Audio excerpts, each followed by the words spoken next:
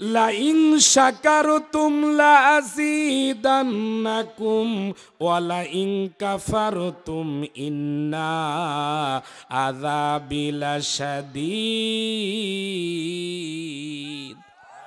আর একটু জবান খুলে বলেন তো আল্লাহু আকবার।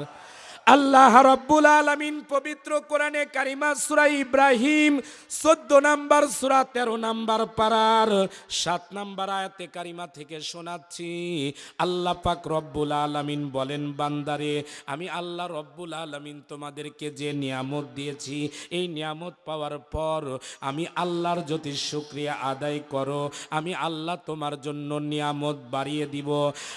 আর যদি আমার দেওয়া নিয়ামত পাওয়ার পর আমার যদি শুকরিয়া আদায় না করো, দুনিয়াতে লাঞ্ছিত হবে, অপমানিত হবে, পদদলিত হবে, হাসরের ময়দানে কঠিন শাস্তির সম্মুখীন হওয়া লাগবে। আজকের মাহফিলে যারা এসেছেন বসেছেন, বলেন তো আল্লাহর আদালতে আপনি আমি যদি জাহান্নামের শিকল দিয়ে যদি একটা বার ফেরেশতা মণ্ডলী বেঁধে ফেলে, বলেন তো ওই মানুষটার পক্ষে আল্লাহর জান্নাতে যাওয়া সহজ না কঠিন? এ জবান খুলে বলেন, সহজ না কঠিন? তাহলে আল্লাহর জান্নাতে যাওয়ার জন্য যে অবস্থাতেই থাকি না কেন, প্রশংসা হবে কার? এ জবান খুলে বলেন, প্রশংসা কার? আজকে যারা কোরআনের মাহফিলে এসেছেন বসেছেন, আপনাদের এলাকার সবাই কি আজকের মাহফিলে এসেছে ভাই? না, সবাই আসতে কোরআনের মাহফিলে পারে না। তারাই পারে একদিনের জন্য হলেও, যে মা সন্তানকে গর্ভে ধারণ করা অবস্থাতে একদিনের জন্য হলেও নামাজ পড়েছিল, যে মা একদিনের জন্য হলেও আল্লাহর কোরআন তেলাওয়াত করেছিল, ওই কোরআনের তাফসীর, ওই তাফসীরের তাফসীর, ওই দরুদের তাফসীর যে সন্তানের আছে, ওরা বাহিরে বসে থাকবে না, বরং আল্লাহর কোরআন শোনার জন্য পাগল হয়ে কোরআনের মাহফিলে চলে আসবে। সুতরাং অনুরোধ জানাচ্ছি, যারা রাস্তাঘাটে দোকান পাটে যে যেখানেই বসে আছেন, কাল বিলম্ব না করে আজকের মাহফিলে চলে আসুন। কারণ কোরআন শুনলে বরকত দান করবেন কে? আল্লাহ রাব্বুল আলামিন বলেন, ওয়াইযা কুরিয়াল কুরআনু ফাসতামিউ লাহু ওয়া আনসিতু লাআল্লাকুম তুরহামুন। আল্লাহ রাব্বুল আলামিন পবিত্র কোরআনে কারিমার সূরা আরাফ 7 নম্বর সূরা 8 নম্বর পারার 204 নম্বর আয়াতে কারিমা থেকে শোনাচ্ছি। আল্লাহ পাক রব্বুল আলামিন বলেন, বান্দারে যখন তোমাদের সামনে যখন কোরআন থেকে যখন তেলাওয়াত করা হয়, যখন কোরআন থেকে তোমাদের সামনে তাফসীর করে করে শোনানো হয়, ওই সময় বান্দা হিসেবে দুইটা কন্ডিশন আমি আল্লাহ মুমিন বান্দাদেরকে দিয়ে দিলাম। 1 নাম্বার, তারা মনোযোগ সহকারে আল্লাহর কোরআন শুনবে। আর 2 নাম্বার কন্ডিশন হলো তারা চুপ করে তাফসীরের মাহফিলে কোরআন তেলাওয়াতের মজলিসগুলোতে বসে থাকবে। আল্লাহ পাক রব্বুল আলামিন ডাক দিয়ে বলে, বান্দারে এই 2টা কন্ডিশন যদি মেনে নিতে পারো, যতক্ষণ পর্যন্ত তাফসীরুল কোরআন মাহফিলে বসে থাকবেন, বৃষ্টি ধারার মতো আমার আল্লাহ রহমত বরকতগুলো নাজিল করে দিবেন। জোরে কান আল্লাহু আকবার। এ মুসলমানের সন্তানেরা, আজকের মাহফিলে যারা এসেছেন বসেছেন, আমি আপনাদের খেদমতের কাছে জানতে চাই, তাহলে কোরআনের মাহফিলে আসা বসা প্রত্যেকটি মানুষের দরকার আছে না নাই? কিন্তু আজকের মাহফিলে এসেছেন বসেছেন, আপনার কলিজার ভিতরে আল্লাহর কোরআন শুনলে শান্তি লাগে, কিন্তু বলেন তো কোরআনের বিজয় এ দৃশ্য কি সবাই দেখতে পারে? যারা আছেন একটু আওয়াজ দিয়ে বলতে হবে, কোরআন বিজয়ী হোক, কোরআন সমাজ রাষ্ট্রে পরিচালিত হোক, এটা কি শয়তান দেখতে পারে? সুতরাং এ পৃথিবীর জমিনে যারা জালেম আছে, ইসলাম বিদ্বেষী আছে, এরা আর যাই হোক না কেন কোরআনের বিজয় দেখতে পারে না। কিন্তু যুগে যুগে ইসলামের বিজয় হয়েছে, কোরআনের বিজয় হয়েছে, কেউ ঠেকাতে পারে না, আগামীতে কেউ ঠেকাতে পারবে না। এজোরে কোন পারবে? আধারে ভয় পেও না, আধারে ভয় পেও না, আলো আছে আড়ালে, কালো সব পালিয়ে যাবে তুমি উঠে দাঁড়ালে। আধারে ভয় পেও না, আধারে ভয় পেও না, আলো আছে আড়ালে, কালো সব পালিয়ে যাবে আপনারা উঠে দাঁড়ালে। লিল্লাহে তাকবীর। এ জবান খুলে তাকবীর দেন তো, লিল্লাহে তাকবীর। আসুন মূল আলোচনার দিকে যাই। লম্বা ভূমিকা নয়, সরাসরি তাফসিরের দিকে যেতে চাচ্ছি। আজকে আপনাদের সামনে আল্লাহ পাক যদি দয়া করে সূরা ইমরান 3 নম্বর সূরা 4 নম্বর পারার 139 নম্বর আয়াতে কারিমা থেকে কিছু কথা বলবো। আল্লাহ পাক যেন হক আদায় করে কিছু কথা বলার সুযোগ দান করে এবং আপনাদের ধৈর্য দান করেন। একটু জবান খুলে বলেন তো আমিন। আর একটু জোরে বলেন আমিন। এ সূরাটাতে আয়াত আছে 200টি। যেহেতু আমার আসে ডানে বামে সামনে পিছনে অনেক আলেম আছেন, এখানে আয়াত সংখ্যা 200টি, রুকু আছে 20টি। সূরাটি মাদানী সূরা। এর ভিতর থেকে একটা মাত্র আয়াতে কারিমা তেলাওয়াত করব, এর উপর থেকেই কিছু কথা বলবো ইনশাআল্লাহ। তবে এক নাম্বার কথা হচ্ছে, যা কিছু বলবো চেষ্টা করব কোরআন এবং হাদিস থেকে নির্ভরযোগ্য দলিল ভিত্তিক কিছু কথা বলতে। আল্লাহ পাক যেন আমাকে কবুল করেন, সকলে বলি আমিন। 2 নাম্বার কথা, যে কথাগুলো বলবো কোরআনে কারিমা থেকে তেলাওয়াত করলে যারা আজকের মাহফিলে এসেছেন স্বতঃস্ফূর্তভাবে একটু আল্লাহু আকবার বলা লাগবে। পারা যাবে? আচ্ছা, তাহলে শুরু করি আসেন। আল্লাহ রাব্বুল আলামিন বলেন, ওয়ালা তাহিনু ওয়ালা তাহজানু ওয়া আনতুমুল আ'লাউনা ইন কুনতুম মুমিনিন। আর একটু জবান খুলে বলতে হবে আল্লাহু আকবার। আল্লাহ রাব্বুল আলামিন পবিত্র কোরআনে কারিমা সূরা ইমরান 3 নম্বর সূরা 4 নম্বর পারার 139 নম্বর আয়াতে কারিমা থেকে শোনাচ্ছি। আল্লাহ পাক রব্বুল আলামিন বলেন, বান্দারে হতাশ হইও না, ভেঙে পড়ো না, তোমরাই হবে বিজয়ী। তবে সত্য আমার আল্লাহ দিয়েছে, যদি বিজয়ী হতে চাও মুমিন হওয়া লাগবে। এ মুসলমানের সন্তানেরা, আজকের মাহফিলে যারা এসেছেন বসেছেন, আমি আপনাদের কাছে খেদমতে আরজ করতে চাই, আল্লাহর কোরআন নিয়ে যদি এই জমিনে আপনি আমিও যদি বিজয়ী হতে চাই, প্রত্যেকটি মানুষকে আল্লাহর দলভুক্ত হিসেবে মুমিন হওয়া দরকার আছে না নাই? এরে মুমিন মুসলমানের সন্তানেরা, আল্লাহ পাক রব্বুল আলামিন অপর জায়গায় বলেন, ওয়ামা খালাকতুল জিন্না ওয়াল ইনসা ইল্লা লিয়াবুদুন। আল্লাহ রাব্বুল আলামিন পবিত্র কোরআনে কারিমার সূরা আয-যারিয়াত 51 নম্বর সূরা 27 নম্বর পারার 56 নম্বর আয়াতে কারিমার ভিতরে আল্লাহ পাক বলেন, আমি আল্লাহ রাব্বুল আলামিন মানুষ এবং জিন জাতিকে কেবলমাত্র শুধুমাত্র একমাত্র গোলামি করার জন্য সৃষ্টি করেছি। তার মানে আপনি আমি যে অবস্থাতেই থাকি না কেন, এ মুসলমানের সন্তানেরা, আপনাদের খেদমতে বলতে চাই, যে অবস্থাতেই থাকি না কেন প্রশংসা করতে হবে কার? গোলামি করতে হবে কার? আল্লাহ পাকের গোলামি যদি এই পৃথিবীর জমিনে আপনি আমি করতে পারি, আল্লাহ পাক বলেন, বান্দারে দুনিয়াতে হয়তো বা কিছু সময়ের জন্য কষ্টে থাকতে পারো, দুঃখে থাকতে পারো, কিন্তু তুমি যদি ওই কষ্টের ভিতরে ধৈর্য ধারণ করতে পারেন, বিজয়ী দান করবেন কে? এ মুমিন মুসলমানের সন্তানেরা, এই পৃথিবীর জমিনে যত মানুষ আছে আর কিয়ামত পর্যন্ত যত মানুষ এই পৃথিবীর জমিনে আসবে, সকল মানুষের কাতার বন্দি শিষ্য কাতার যদি ধরা হয়, আপনার আমার নবীর চাইতে ভালো মানুষ আর হয়? এজরে কোন হয়? না, কিয়ামত পর্যন্ত আপনার আমার নবীর চাইতে ভালো মানুষ হওয়া সম্ভব নয়। আল্লাহ রাব্বুল আলামিন বলেন, বান্দারে আমার নবীর চাইতে কিয়ামত পর্যন্ত আর কোনো ভালো মানুষ আসবে না। এই মানুষটাকে আবু জেহেল, উতবা, সাইবা প্রথম জীবনে যতদিন নবীজি কালিমার দাওয়াত দেয়নি ততদিন আবু জেহেল, উতবা, সাইবা পর্যন্ত আপনার আমার কলিজার টুকরা নবীকে বলেছেন আল আমিন, আস সাদিক, নবীর চাইতে ভালো মানুষ, নবীর চাইতে বিশ্বস্ত, দানশীল, নবীর চাইতে আদর্শবান নেতা পৃথিবীর জমিনে হয় না। কিন্তু নবী আমার যেদিন থেকে কালিমার দাওয়াত দেওয়া শুরু করেছে মক্কা নগরীতে, দিন যত যায় রাত যত আসে,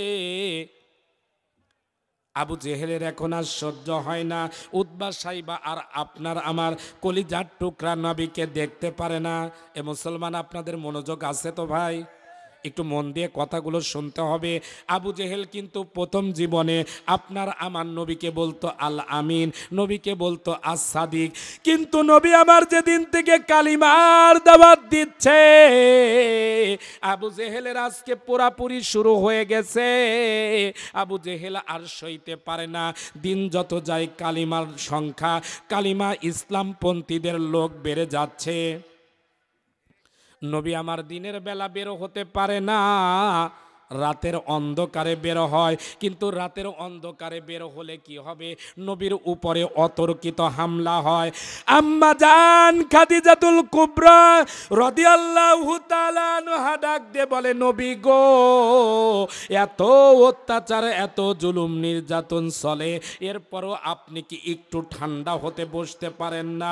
একটুখানি কি স্থির হতে পারেন না? নবী আমার ডাক দিয়ে বললেন, খাদিজা রে, এই পৃথিবীর জমিনে আমার আল্লাহ আমাকে বসার জন্য বানাই নাই, আমাকে নবী করে, আমাকে রাসূল করে বানিয়েছেন। আমার একটা মিশন দিয়েছেন, যে দাওয়াতের বিষয়, এই বিষয়টা সম্পর্কে নবীজি বলেন, ইয়া আইয়ুহার রাসূলু বাল্লিগ মা উনসিলা ইলাইকা মির রাব্বিক ওয়া ইল্লাম তাফআল ফামা বাল্লাগতা রিসালাতাহু ওয়াল্লাহু ইয়াসিমুকা মিনান নাস। আর একটু জবান খুলে বলতে হবে আল্লাহু আকবার। এরে মুমিন মুসলমানের সন্তানেরা, কথাগুলো একটু হৃদয়ের কান দিয়ে শোনেন। নবী আমার পবিত্র কোরআনে কারিমা সূরা মাইদা 5 নাম্বার সূরা 6 নাম্বার পারার 67 নাম্বার আয়াতে কারিমা থেকে শোনাচ্ছি। নবী আমার কোরআন থেকে তেলাওয়াত করে শুনিয়ে দিলেন, খাদিজা রে, আল্লাহ পাক বলেছেন, হে রাসূল, আপনি তাবলীগ করুন। মা উনসিলা ইলাইকা মির রাব্বিক, আমি আল্লাহ আপনার প্রতি যে কিতাব নাজিল করেছি ওই কিতাব থেকে তাবলীগ করুন। আল্লাহর নবীর উপর যে কিতাব নাজিল হয়েছে, আজকের মাহফিলে যারা এসেছেন, বসেছেন, আপনাদের দৃষ্টি আকর্ষণ করছি, বলেন তো ওই কিতাবের নাম কি? আর একটু আস্তে কন, না হয় না, জবান খুলে বলেন তো ওই কিতাবের নাম কি? নবীকে আল্লাহ পাক নিজে বলতেছেন, হে রাসূল, আপনি তাবলীগ করেন। তাবলীগের অন্য কোনো কিতাব নয়। তাবলীগ যদি করতে হয় আল্লাহর কোরআন দিয়ে তাবলীগ করতে হবে। বুঝে থাকলে বলুন তো এই আদেশটা কার? আদেশটা কার? কিন্তু কোরআন দ্বারা তাবলীগ করা এটা কি সহজ না কঠিন? মারাত্মক কঠিন। এ সমাজের ভিতরে আমরা অনেক কিছু দেখেছি। আমরা দেখেছি বাবার তাবলীগ, কোনো সমস্যা নাই। আমরা দেখেছি স্বামীর তাবলীগ, কোনো সমস্যা নাই। আমরা দেখেছি মুরব্বির তাবলীগ, সেখানেও সমস্যা নাই। কিন্তু আল্লাহর কোরআন দ্বারা তাবলীগ করতে গেলে যুগে যুগে বিপদ বালা মুসিবত আছে না নাই? জোরে কান আছে না নাই? কিন্তু যারা ইসলামপন্থী, যারা কোরআনের বিজয় চায়, যারা ইসলামের বিজয় চায়, এরা কি বসে থাকতে পারে? এ জোরে কোন পারে?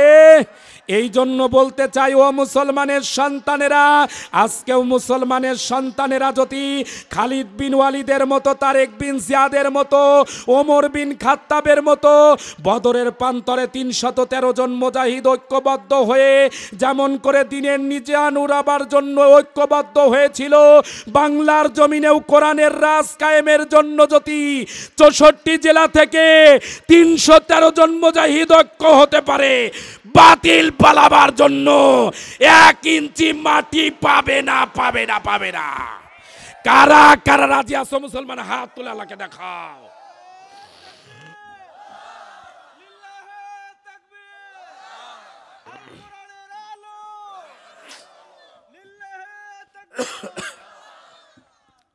বিজয় দান করেন মুসলমানদেরকে। মুসলমানদের সাথে আছেন কে? আল্লাহ যদি মুসলমানদের সাথে থাকেন, বলেন তো আমাদের কোনো ভয় আছে? কোনো ভয় নাই, কোনো টেনশন নাই। কারণ আমাদের সংখ্যা কম হতে পারে, আমাদের লোক সংখ্যা খুব কম, এটা আমরা জানি। তবে আমাদের সাথে আছেন কে? আল্লাহ। আল্লাহ যার সাথে আছে তার কোনো ভয় নাই। একটু জবান খুলে বলেন তো সুবহানাল্লাহ। এরে মুমিন মুসলমানের সন্তানেরা, নবী আমার কালিমার দাওয়াত দেওয়ার কারণে একদিন বাড়িতে ফেরে নবীজির মাথাটা চৌচির হয়ে গেছে, ফেটে রক্ত ঝরঝর ঝরঝর করে পড়তেছে। আর একদিন নবী আমার বাড়ি ফেরে নবীজির কানটা কেটে গেছে। আর একদিন নবীজি আমার বাড়ি ফেরে সমস্ত শরীরটা রক্তে ভেজা। আম্মা জান খাদিজা ডাক দিয়ে বলে, নবী গো, এত জুলুম নির্যাতন করে তারপরও কালিমার দাওয়াত কেন দেন? নবী আমার ডাক দিয়ে বললেন, খাদিজা রে, এই কালিমার দাওয়াত দেওয়া এটা আমার ব্যক্তিগত কোনো মিশন নয়, আমার আল্লাহ দায়িত্ব আমাকে দান করেছেন।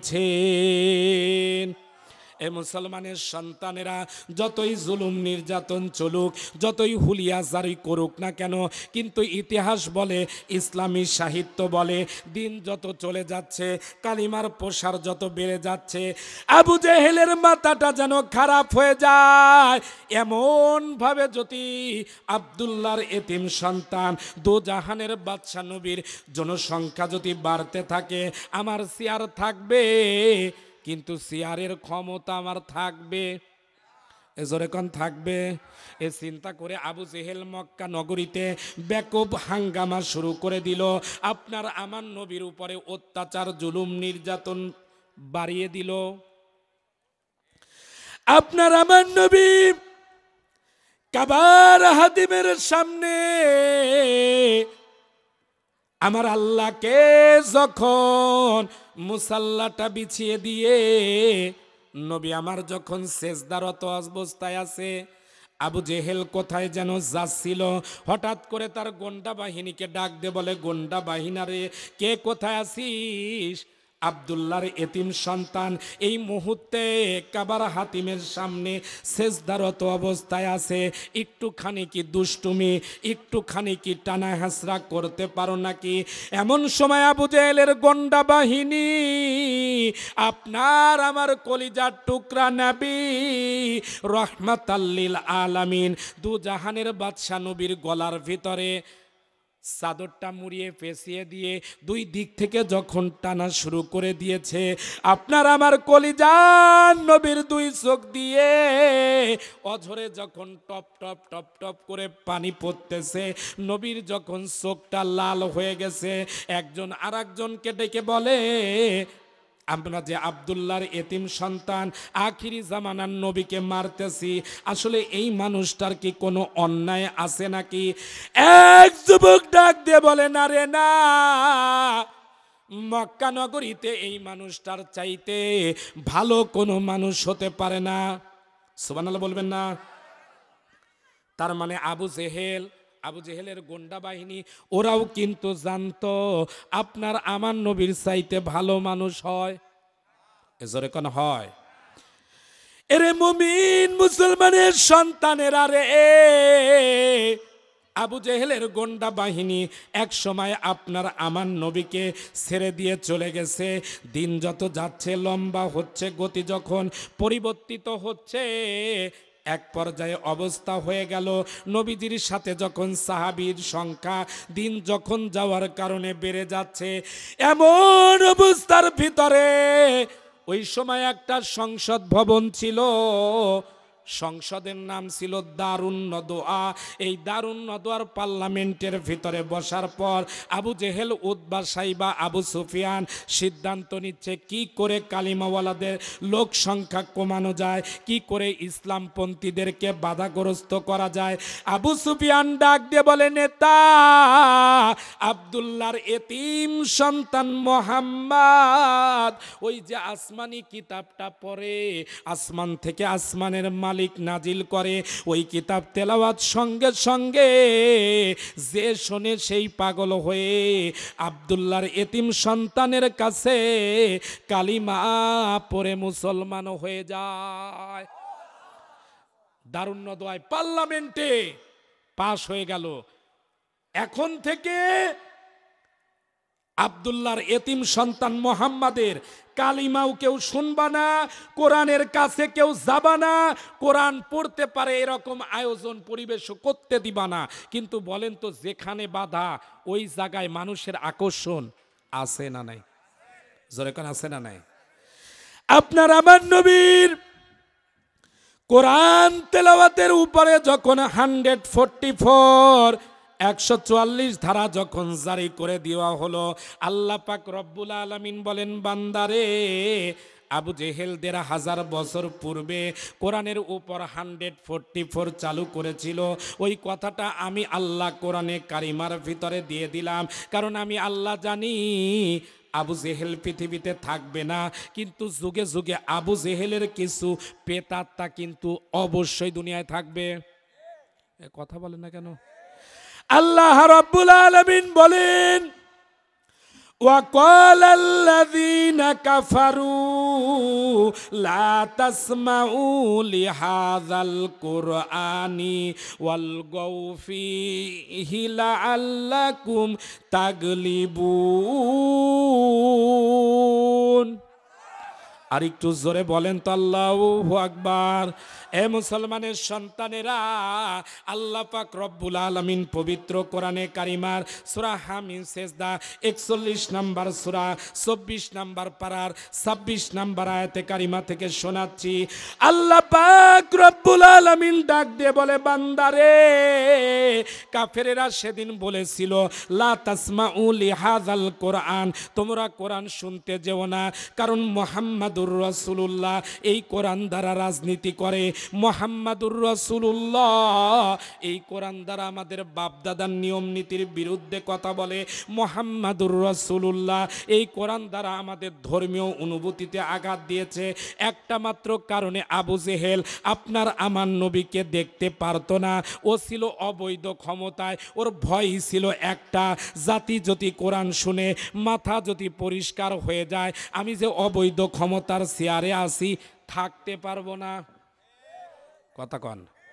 তার মানে যুগে যুগে যারাই অবৈধভাবে ক্ষমতার চেয়ারে থাকে, এরা নড়ে চড়ে আর কিছু না করতে পারলে তাফসিরুল কোরআন মাহফিল বন্ধ করার পায়তারা করে।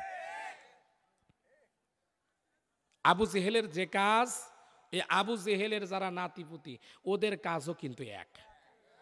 কথা কন না কেন ভাই? আপনি 2 আর 2 কত হয়? একটু আওয়াজ দিয়ে বলতে হবে। আপনি টেনে হেসড়ে যত কথাই বলেন 5 বানাতে পারবেন? তার মানে যে কাজ আবু জেহেল করেছে, ওই কাজ যদি কেউ করে বুঝবেন ওর মাথায় টুপি থাক, মুখে দাড়ি থাক, গায়ে জুব্বা থাক, আর যাই থাক না কেন, ও আবু জেহেলের পেতাত্তার অবশ্যই নাতি। আমাদের সমাজ আজকে কি হয়েছে, অবস্থা এত বেগতিক হয়ে গেছে। কয়েকদিন আগে রংপুরে মাহফিল করছি, মাহফিলের আগেই আমার একজন এসে বলতেছে, হুজুর যা করেন করেন, যা বলেন বলেন, কোনো অসুবিধা নাই, তবে আবু জেহেল, নমরুদ, ফেরাউন এদের বিরুদ্ধে কোনো কথা বলবেন না। আমার কথা বোঝেন? আমি বললাম ব্যাপারটা বুঝলাম না ভাই, আপনি বলতে পারতেন যে হুজুর রাজনীতিক কথা বলবেন না অথবা আমার নেতাকে নিয়ে কথা বলবেন না, এটা ঠিক আছে, কিন্তু আবু জেহেলকে নিয়ে, ফেরাউনকে নিয়ে, নমরুদকে নিয়ে আল্লাহ যেহেতু বলেছে আমি বলবো না, এটা হয়? বলে না হুজুর, কারণ আছে। আপনারা যখন মাহফিলে আবু জেহেলকে গালি দেন, নমরুদকে গালি দেন, কেন যেন মনে হয় আমাদেরকে গালি দিচ্ছেন। আমি বললাম ভাই আপনার কনসেপ্ট এত খারাপ, আপনার আদর্শ হওয়ার কথা ছিল আমি আবু বক্কর হব, আপনার কনসেপ্ট হওয়ার কথা ছিল আমি ওমর হব, কিন্তু আপনার যদি আবু জেহেলের কথা শুনে, নমরুদের কথা শুনে আপনার কলিজায় যদি আগুন ধরে, বুঝতে হবে নিশ্চিত আপনি আবু জেহেলের নাতিপুতি হয়ে গেছেন। এরকম আমাদের সমাজে কিছু মানুষ আছে না নাই? মানে যাই বলেন টেনে টুনে দেখবেন বলবে হুজুর এসেছিল সব আমাদের বিরুদ্ধে বলছে। আচ্ছা এতক্ষণ পর্যন্ত কারো বিরুদ্ধে বলছি? আপনি নিশ্চিত থাকেন শেষ পর্যন্ত বলবো না, তবে ওই যে টেনে নেওয়ার যারা আছে তারা কিন্তু বলবেই হুজুর আমাদেরকেই বলছে। এরে মুমিন মুসলমানের সন্তানেরা, দিন যত যাচ্ছে কালিমাওয়ালাদের সংখ্যা যখন বেড়ে যায়, আবু জেহেলের মাথা কেন যেন গরম হয়ে যাচ্ছে। এইভাবে যদি চলতে থাকে দিন চলে যাবে, রাত চলে যাবে, মাস চলে যাবে, আমরা তো এই মক্কা নগরীতে কর্তৃত্ব প্রতিষ্ঠা করতে পারবো না, আমাদের মক্কা নগরীতে নেতৃত্ব চলে যাবে। আবু জেহেল দারুন নদওয়ার পার্লামেন্টে বসে তার এমপি মন্ত্রীদেরকে ডাক দিয়ে বলে, নেতারে কে কোথায় আসো, একটুখানি বুদ্ধি দাও, একটুখানি পরামর্শ দাও, আব্দুল্লাহর এতিম সন্তান মুহাম্মদকে কিভাবে থামানো যায়, কিভাবে বন্ধ করা যায়, একটুখানি পরামর্শ দাও। একজন ডাক দিয়ে বলে, নেতা আব্দুল্লাহর এতিম সন্তান মুহাম্মদকে দেশ থেকে তাড়ায়া দাও। কি করতে দাও? দেশ থেকে বের করে দাও। আর একজন বলে, না না, কি বলো কি বলো, আব্দুল্লাহর এতিম সন্তান মুহাম্মদ কোনোদিন আমাদের বিরোধিতা করে নাই, একদিনের জন্য মিথ্যা কথা বলে নাই, মক্কা নগরীতে কোনোদিন আমাদের উপর জুলুম করে নাই, একটা দিনের জন্য আমাদের সাথে খারাপ আচরণ করে নাই, এই মানুষটাকে কেন মক্কা থেকে তাড়িয়ে দিবি? আবু জেহেল বলে, তাহলে কি করবি? আর একজন নেতা পরামর্শ দিচ্ছে, আবু জেহেল তাহলে আব্দুল্লাহর এতিম সন্তানকে কারাগারে বন্দি করে দাও। একটু আলোচনাটা বুঝবেন, হৃদয় থেকে বোঝার চেষ্টা করেন, মন দিয়ে শোনেন, ইনশাল্লাহ হৃদয় ঠান্ডা হয়ে যাবে। আমি আগেই বলেছিলাম আপনার আমার নবীর চাইতে ভালো মানুষ হয়? জবান খুলে বলেন হয়? সেই নবীর বিরুদ্ধে পার্লামেন্ট মেম্বাররা পরামর্শ করে আপনার আমার নবীকে যদি 3 বছর মতান্তরে 3.5 বছর জেল খাটাতে পারে, বলেন তো আজকেও যদি আপনি আমি কোরআনের কথাগুলো নবীর কায়দায় বলি, আল্লাহর কসম কোরআন হাতে নিয়ে বলতেছি, আপনাকেও প্রয়োজনে জেলখানায় যাওয়া লাগবে। এ কথাটা কি রাজনীতি? এজোরে কোন রাজনীতি? আপনার আমার নবী শুধুমাত্র কোরআনের কথা বলার কারণে 3 বছর মতান্তরে 3.5 বছর জেল খেটেছে। আপনিও কোরআনের কথা বললে বিপদ আছে না নাই? এরে মুমিন মুসলমানের সন্তানেরা, মন থেকে কথাগুলো শোনা লাগবে। সময় যখন চলে যায়, আবু জেহেল বলে, কে আসো কোথায়, একটু জলদি করে আসো, পরামর্শ দাও। একটা দিয়ে নাকি পরামর্শ দাও কিভাবে আব্দুল্লাহর এতিম সন্তান মুহাম্মদকে কিভাবে একেবারে আতর্কিতভাবে বন্দি করে রাখা যায়।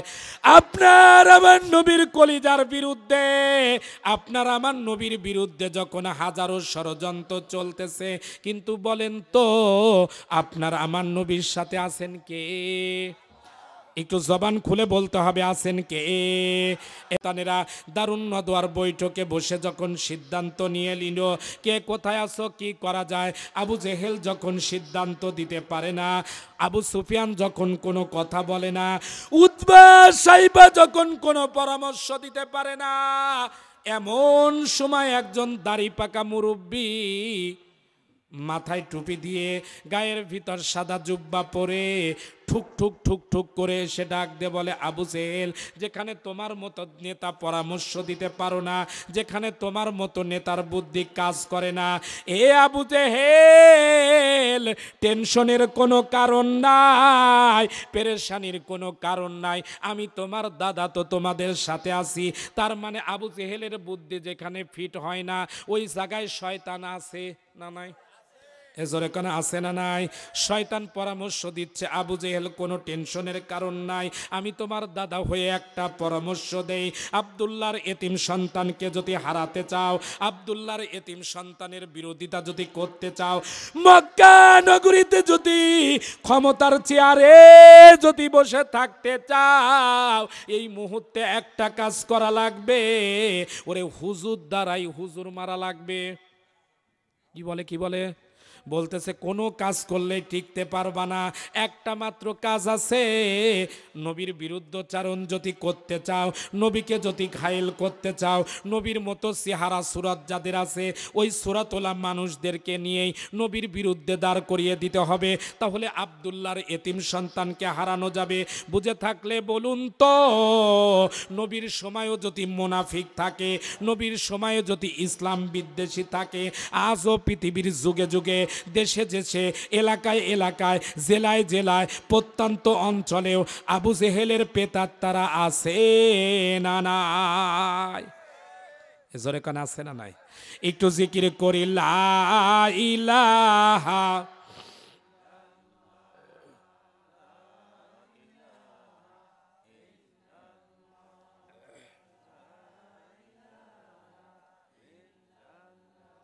লা ইলাহা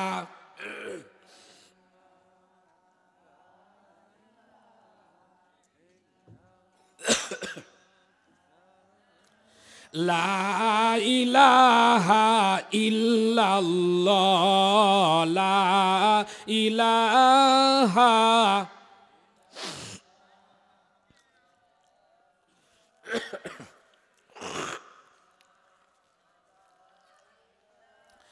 লা ইলাহা ইল্লাল্লাহু মুহাম্মাদুর রাসূলুল্লাহ সাল্লাল্লাহু আলাইহি ওয়াসাল্লাম। এরে মুমিন মুসলমানের সন্তানেরা, আবু জেহেলকে শয়তান পরামর্শ দিয়ে যাচ্ছে, এ নবীর বিরুদ্ধে যদি ষড়যন্ত্র করতে চাও, কোনো কাজ এই মক্কা নগরীতে হবে না, একটা মাত্র কাজ আছে, আব্দুল্লাহর এতিম সন্তান মোহাম্মদকে চেহারা সুরাতে যেমন দেখা যায়, ঠিক তেমনি দাড়িওয়ালা, টুপিওয়ালা, কিছু পাগড়িওয়ালা, জুব্বাওয়ালাদেরকে যদি আব্দুল্লাহর এতিম সন্তানের বিরুদ্ধে দাঁড়িয়ে করিয়ে দিতে পারো, তাহলে কেবলমাত্র বিজয় হবে। এ মুসলমানের সন্তানেরা, আপনাদের খেদমতেও বলি, আজকেও আমাদের দেশে এক হুজুর আর এক হুজুরের বিরুদ্ধে আছে না নাই? এ জোরে কোন আছে না নাই? দুঃখের কথা রাখবেন কোথায়? কেউ দেখবেন লম্বা টুপি দেখতে পারে না, কেউ দেখবেন খাটো টুপি দেখতে পারে না, কেউ দললিন, কেউ জল্লিন, এই নিয়ে মারামারি আছে না নাই? এ জোরে কোন আছে না নাই? আহারে, আমি এই জন্য বলি, দুইজন জেনারেল শিক্ষিত মানুষকে এ শীতের দিনে এক লেপের ভিতরে ঢুকিয়ে দেন, সকালবেলা দেখবেন ভাই ভাই হয়ে বের হবে। আর দুই হুজুরকে এক ঘরে ঢোকান, রাত 12টার আগেই মারামারি শুরু হবে। কথা কন না কেন? বলবে তুই দল্লিন না জল্লিন, তুই জোরে আমিন না আস্তে আমিন, তুই আলিয়া না কওমিয়া, তুই হানাফি না শাফি, এই নিয়েই মারামারি শুরু হয়। অথচ বাংলাদেশে আমি বলি, যে লম্বা টুপি সেও আল্লাহকে বিশ্বাস করে, যে খাটো টুপি সেও আল্লাহকে বিশ্বাস করে, যে দল্লিন বলে, যে জল্লিন বলে, সেও আমার আল্লাহকে বিশ্বাস করে। এই সবাই মিলে যদি দল মত নির্বিশেষে আপনি আমি যদি এ বাংলাদেশে ইসলামের রাজ কায়েমের যদি কথা বলতাম, ইসলাম প্রতিষ্ঠিত হওয়ার যদি কাজ করতাম, আল্লাহর কসম করে বাতিলপন্থীরা এদেশে আলেমদের বিরুদ্ধে কথা বলার এক কিঞ্চিত সময় পেত না। কিন্তু আমরা আলেমরা এখন পর্যন্ত এক হতে পারি নাই, যার কারণে বিপদ আপদ আছে না নাই। আলেমে আলেমে বিভেদ এখন, জালেমে জালেমে দোস্তি। আলেমে আলেমে বিভেদ এখন, জালেমে জালেমে দোস্তি। পথের ঠিকানা জানা নাই কারো, কে কোথায় পাবে স্বস্তি। জালেমে জালেমে দোস্তি, আলেমে আলেমে বিভেদ এখন, জালেমে জালেমে দোস্তি। পথের ঠিকানা জানা নাই কারো, কে কোথায় পাবে স্বস্তি। জালেমে জালেমে দোস্তি, লিল্লাহে তাকবীর। এ মুসলমানের সন্তানেরা, অথচ আল্লাহ পাক রব্বুল আলামিন পবিত্র কোরআনে কারিমার ভিতরে বলেন, ওয়াতাসিমু বিহাবলিল্লাহি জামিআও ওয়ালা তাফাররাকু। আর একটু জোরে বলেন তো আল্লাহু আকবার। আল্লাহ রাব্বুল আলামিন পবিত্র কোরআনে কারিমার সূরা ইমরান 3 নাম্বার সূরা 4 নাম্বার পারার 104 নাম্বার আয়াতে কারিমা থেকে বলছি, 103 নাম্বার আয়াতে কারিমা থেকে বলছি, আল্লাহ পাক রব্বুল আলামিন বলে, বান্দারে এই পৃথিবীর জমিনে তোমরা দল মত নির্বিশেষে প্রত্যেকটি মানুষকে আমার আল্লাহ উদ্দেশ্য করে বলেন, কোরআনের ভিত্তিতে ঐক্যবদ্ধ হও। বুঝে থাকলে বলুন তো, প্রত্যেকটি মুসলিমদেরকে ঐক্যবদ্ধ হয়ে দিনের কাজ করা দরকার আছে না নাই? এজোরে কোন আছে না নাই? মুমিন বান্দারা কেমন হবে? মুমিন বান্দারা যদি পাওয়ার পায়, মুমিন বান্দারা যদি ক্ষমতা পায়, তারা কি করবে? আল্লাহ পাক নিজে বলেন, আল্লাযীনা ইম্মাক্কান্নাহুম ফিল আরদি আকামুস সালাতা ওয়া আতাউজ যাকাতা ওয়া আমারু বিল মা'রুফি ওয়া নাহাউ। আচ্ছা, আপনাদের কি হচ্ছে বুঝতেছি না আমি কি কারো বিরুদ্ধে বলছি? তা আপনারা উঠে চলে যাচ্ছেন মানে? বসেন আর অল্প সময় বসেন। কি সমস্যা বুঝলাম না। আরে নবীর আলোচনা করতেছে, আমি কারো বিরুদ্ধে বলবো না, বসেন বসেন। কি সাংঘাতিক সমস্যা, উঠে চলে যাচ্ছে, 10টা বাজে কেবল। হ্যাঁ, কোনো সমস্যা? একটু বসেন ভাই, আমি কারো বিরুদ্ধে বলবো না ইনশাল্লাহ। যা বলবো ইনশাল্লাহ আল্লাহ পাক চাহে তো কলিজা ঠান্ডা হবে। আমি কোনো রাজনীতি করবো না ইনশাল্লাহ, এতটুকু আপনি বিশ্বাস রাখেন। একটু বসেন, আলোচনা একটু গুছিয়ে নেই, ভালো লাগবে ইনশাল্লাহ। আল্লাহ রাব্বুল আলামিন বলেন, আল্লাযীনা ইম্মাক্কান্নাহুম ফিল আরদি আকামুস সালাতা ওয়া আতাউজ যাকাতা ওয়া আমারু বিল মা'রুফি ওয়া নাহাউ আনিল মুনকার ওয়ালিল্লাহি আকিবাতুল উমুর। আল্লাহ রাব্বুল আলামিন পবিত্র কোরআনে কারিমা সূরা হজ 22 নাম্বার সূরা 17 নাম্বার পারার 41 নাম্বার আয়াতে কারিমা থেকে শোনাচ্ছি। আল্লাহ পাক রব্বুল আলামিন বলেন, বান্দারে এই পৃথিবীর জমিনে যদি মুমিনেরা ক্ষমতা পায়, 1 নাম্বার তারা নামাজ প্রতিষ্ঠার কাজ করবে, 2 নাম্বার যাকাত ভিত্তিক অর্থনীতি ব্যবস্থা চালু করবে, 3 নাম্বার সমাজ রাষ্ট্রের ভিতরে ভালো ভালো কাজগুলো আইন করে জারি করবে, 4 নাম্বার অন্যায় কাজগুলো বন্ধ করে দিবে। বুঝে থাকলে বলুন তো, এই 4টা কাজ যারা করতে চায় দল মত নির্বিশেষে, ওই মানুষগুলোর পক্ষে আপনার আমার থাকা দরকার আছে না নাই?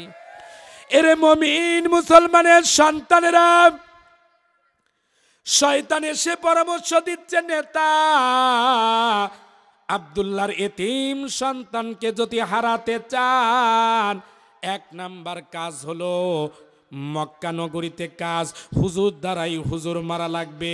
এই কথাটা যখন শয়তান বলে চলে যাচ্ছে, আবু জেহেল বুঝে ফেলেছে কি করা লাগবে, যার কারণে তিনি দ্রুত গতিতে মক্কা থেকে মদিনায় চলে গেলেন। মক্কা থেকে মদিনায় যাওয়ার পর ওই সময় একজন বড় ধরনের বড় মাপের একজন আলেম ছিলেন, যিনি তাওরাত এবং জাবুর ইনজিল কিতাবের পণ্ডিত। নাম হচ্ছে কাব ইবনে মালিক। নাম কি? সবার বলতে হবে নাম কি? নাম হচ্ছে কাব ইবনে মালিক। এই কাব ইবনে মালিক ছিলেন তাওরাত জাবুর ইনজিল কিতাবের পণ্ডিত। তাওরাত জাবুর ইনজিল কিতাবের পণ্ডিতের কাছে যাওয়ার পর ডাক দিয়ে বলে, নেতা, আমাদের মক্কা নগরীতে এমন একজন হুজুর আছে যে হুজুর আমাদের ধর্মের বিরুদ্ধে কথা বলে, যে হুজুর আমাদের বাপ দাদার নিয়ম নীতির বিরুদ্ধে কথা বলে, যে হুজুর আমাদের এই মক্কা নগরীতে আমাদের ধর্মীয় অনুভূতিতে আঘাত করেছে। আপনি যদি সব চাইতে বড় হুজুর হয়ে থাকেন, আপনার কাছে আমার একটা চাওয়া, আপনার কাছে আমার একটা বলা, একটা মাত্র কাজ, মক্কা নগরীতে ওই হুজুরকে যদি যে কোনো কায়দায় হারাতে পারেন, কথা দিলাম নেতা, আপনার জন্য আমি 7 বস্তা স্বর্ণের টাকা দান করে দিব। আবু জেহেল ডাক দিয়ে বলে, নেতা, আপনি কি আমার জন্য এই কাজটুকু করবেন? কাব ইবনে মালিক ডাক দিয়ে বলে, নেতা, যেহেতু টাকার কথা এসে গেছে, আপনি যদি আমাকে অগ্রিম 3 বস্তা টাকা আগে দেন, আর যদি বাকিতে 4 বস্তা পরে দেন, কথা দিলাম যে কোনো কায়দায় ওই হুজুরকে হারাবার জন্য যা কিছু করা লাগে তাই করব। আবু জেহেল ডাক দিয়ে বলে, নেতা, তাহলে কি করা লাগবে? কাব ইবনে মালিক ডাক দিয়ে বলে, নেতা, যান যান, জলদি করে চলে যান। মক্কা নগরীতে যাওয়ার পর বিশাল একটা কনফারেন্সের আয়োজন করেন, যে জায়গায় লক্ষ লক্ষ জনতা একসাথে বসতে পারবে, একসাথে কথাগুলো উপস্থাপন করতে পারবে, এমন একটা কনফারেন্সের আয়োজন করবেন। আপনারা বুঝতেছেন তো কথা? আবু জেহেল মক্কা নগরীতে আসার পর তার নেতা নেত্রী কর্মী বাহিনীদেরকে নিয়ে বিশাল একটা মঞ্চ বানায়া আপনার আমার নবীর কাছে একটা চিরিকুট পাঠিয়ে দিয়েছে। নবীকে বলা হলো, নবী গো, আপনি যদি মক্কা নগরীতে নবী বলে দাবি করেন, আপনি যদি আমাদেরকে হারাতে পারেন, মক্কা নগরীতে কেউ আপনার কালিমার দাওয়াত আর কোনো দিন বাধা দিবে না, আপনি যেভাবে ইচ্ছা কথা বলতে পারবেন। কিন্তু যদি আপনি এই মক্কা নগরীতে কাব ইবনে মালিকের সাথে বাহাজে যদি একটা বারের জন্য হেরে যান, আপনাকে কিন্তু মক্কাতে থাকতে দিব না, মদিনায়ও যাইতে দিব না, আপনাকে আমরা মেরে ফেলবো। বলেন তো, আগের থেকে যারা মারার হুমকি দেয়, লক্ষণ ভালো না খারাপ? এজোরে কোন ভালো না খারাপ? মারাত্মক খারাপ। আবু জেহেলের নেতার অফার শোনার পর হযরতে ওমর কান্দে, আবু বকর কান্দে, উসমান জিন্নুরাইন সহ সকল ফেরেশ সকল সাহাবীরা কান্দে। নবী আমার ডাক দিয়ে বললেন, সাহাবীরা রে, এই মুহূর্তে কাঁদার কোনো সময় নাই, এই সময় একটুখানি বুদ্ধি করো, কারণ আল্লাহ পাক বলেছেন, উদু ইলা সাবিলি রব্বিকা বিল হিকমা, যেখানে শক্তিতে চলে না ওই জায়গায় হিকমত করা লাগে। এ মুসলমানের সন্তানেরা, আজও পৃথিবীর জমিনে যেখানে শক্তি দিয়ে পারা যায় না ইসলামের বিজয়ের কথা বলার, ওই জায়গায় ওই হিকমতের সাথে চলা দরকার আছে না নাই? নবী আমার যখন সাহাবীদেরকে পরামর্শ দিচ্ছেন, ও সাহাবীরা কি করা যায়, কি করা যায়, সাহাবীরা বললেন, ইয়া রাসূলুল্লাহ, আপনি বলুন আমরা কি করব। নবী আমার ডাক দিয়ে বলে, সাহাবীরা রে, আমি তোমাদের কাছে জানতে চাই, এই মুহূর্তে আমাদের লোক সংখ্যা কত? সাহাবীরা বললেন, ইয়া রাসূলুল্লাহ, হাবিবাল্লাহ হুজুর, কেবলমাত্র আমাদের এই মুহূর্তে লোক সংখ্যা হলো মাত্র 40 জন। আজকের মাহফিলে যারাই এসেছি বসেছি, বলেন তো বিজয় দেওয়ার মালিক কে? হয় না? আর একটু জবান খুলে বলেন তো মালিক কে? আন্নাল কুওয়াতা লিল্লাহি জামিআও ওয়া আন্নাল্লাহা শাদীদুল আযাব। আর একটু জোরে বলেন তো আল্লাহু আল্লাহু আকবার। এরে মুমিন মুসলমানের সন্তানেরা, নবী আমার সাহাবীদেরকে পরামর্শ দিচ্ছে, সাহাবীরা রে, ভয়ের কোনো কারণ নাই, চিন্তার কোনো কারণ নাই, পেরেশানির কোনো কারণ নাই। আল্লাহ যদি আমাদের সঙ্গে থাকে, বিজয় হবে কে? বিজয় হবে আল্লাহর দল। এ মুসলমানের সন্তানেরা, নবী বললেন তোমরা যেহেতু 40 জন আছো, তোমাদেরকে আমি পরামর্শ দিচ্ছি, দুইজন করে 20টা কাতারে তোমরা বিভক্ত হয়ে যাবে। আবু জেহেলের লক্ষ্য জনতার ভিতরে যখন দাঁড়িয়ে তারা বলবে, আমার বিরুদ্ধে যখন কথা বলবে, আমার বিরুদ্ধে যখন ষড়যন্ত্র করবে, ওই সময় তোমরা চুপ করে থাকবা না, বরং প্রতিবাদের ভাষাটা তুলে ধরবা। আল্লাহ পাক যদি দয়া করে, এক মুহূর্তের মধ্যে 20 জনের এই জামাতের ভিতরে আমার আল্লাহ রব্বুল আলামিন লক্ষ জনতার মাঝেও মুসলিম জনতাকে বিজয় দান করে দিবেন। তার মানে বিজয় দেওয়ার মালিক কে? এ মুসলমানের সন্তানেরা, কাব ইবনে মালিক আসবে। আবু জেহেল বিশাল একটা কনফারেন্সের আয়োজন করে কি করেছে? একটা মঞ্চ বানিয়েছে, মঞ্চের ভিতরে 2টা চেয়ার লাগিয়েছে, একটা হচ্ছে স্বর্ণ ঘোষিত চেয়ার, আর একটা হচ্ছে রূপার চেয়ার। আবু জেহেলের টার্গেট হলো এ স্বর্ণ ঘোষিত চেয়ারে আপনার আমার নবীকে বসতে দিবে না, বরং কাব ইবনে মালিককে বসাবে। আর রূপা খচিত চেয়ারে আবু জেহেল নিজে বসবে, আর আপনার আমার নবীকে সে দাঁড় করিয়ে অপমান করবে। এমন যখন টার্গেট নিয়ে বসে আছে, কাব ইবনে মালিক আসার পর ডাক দিয়ে বলে, আবু জেহেল, যে বিশাল আয়োজন দেখতেছি, আমার কেন যেন মনে হয় আব্দুল্লাহর এতিম সন্তান মোহাম্মদ আজকের এই বৈঠকে, আজকের এই মাজলিসে, আজকের এই বাহাসে আসবে না।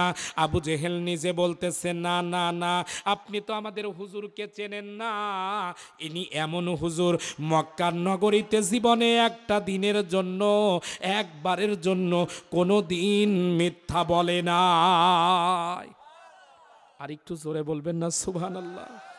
কাব ইবনে মালিক যেন কিং কর্তব্য বিমূঢ় হয়ে গেলেন। আবু জেহেলকে ডাক দিয়ে বলেন, নেতা কি বলেন বুঝলাম না। একটা মানুষের জীবনে কোনোদিন মিথ্যা বলে না, এমন কোন মানুষ কি হতে পারে? সুবহানাল্লাহ বলবেন না।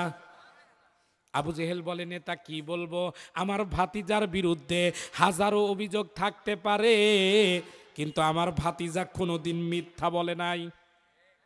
আর একটু জোরে কোন সুবহানাল্লাহ। কাব ইবনে মালিক ডাক দিয়ে বলে, নেতা এত ভালো মানুষ যিনি, ওই মানুষের বিরুদ্ধে আপনার কেন এত অভিযোগ? আবু জেহেল বলে, একটা মাত্র কারণ, ওই ভাতিজা যদি ক্ষমতায় চলে আসে, আমার সিয়ার তোমাগার থাকবে না। এই একটা কারণেই শুধু বিরোধিতা। কথা কন।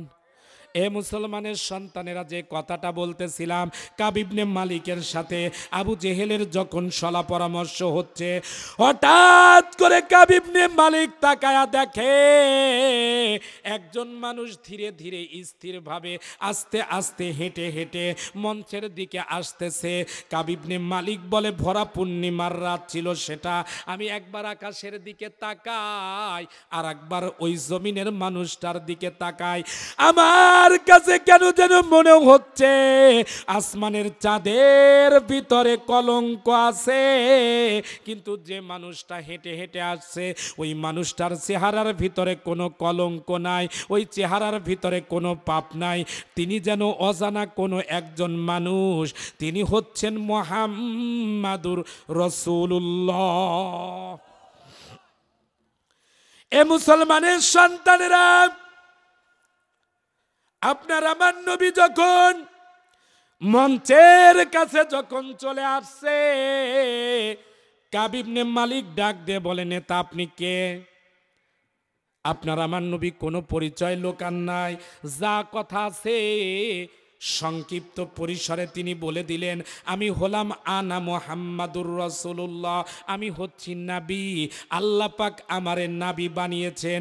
কাবিব ইবনে মালিক বলতেছেন, আপনি কি নবী দাবি করেন নাকি? নবী বললেন, আমি নবী দাবি করি না, বরং আমাকে নবী বানিয়েছেন কে? এ জোরে বলেন, বানিয়েছেন কে? কাবিব ইবনে মালিক চেয়ার থেকে উঠে যখন দাঁড়িয়ে গেছে, আপনার আমার নবীও দাঁড়িয়ে আছে। আল্লাহ পাক রব্বুল আলামিন যেন কাবিব ইবনে মালিকের কলিজার ভিতরে আপনারা আমার নবীর প্রেম ঢেলে দিচ্ছে। কাবিব ইবনে মালিক ডাক দিয়ে বলে, নবী গো, এই মুহূর্তে চেয়ার আছে মঞ্চে দুইটা, একটা চেয়ারে আমি বসে আছি, আর একটা চেয়ারে আবু জেহেল নিচে বসে আছে। আপনাকে বসাবো কোথায়? বসাবো কোথায়? বসাবার তো কোনো জায়গা নাই। ইয়া রাসূলুল্লাহ, হাবিবাল্লাহ, হুজুর, আমি নিজে দাঁড়িয়ে গেলাম, আপনার জন্য চেয়ার ছেড়ে দিলাম। এই মুহূর্তে আমার চেয়ারটাতে বসে আপনি আমার জীবনটা ধন্য করে দেন। বলেন তো ইজ্জতের মালিক কে? এ জোরে বলুন, মালিক কে? ওয়াতু ইসু মাং তাশাউ ওয়াতু যিল্লু মাং তাশা। আর একটু জোরে বলেন তো আল্লাহু আকবার।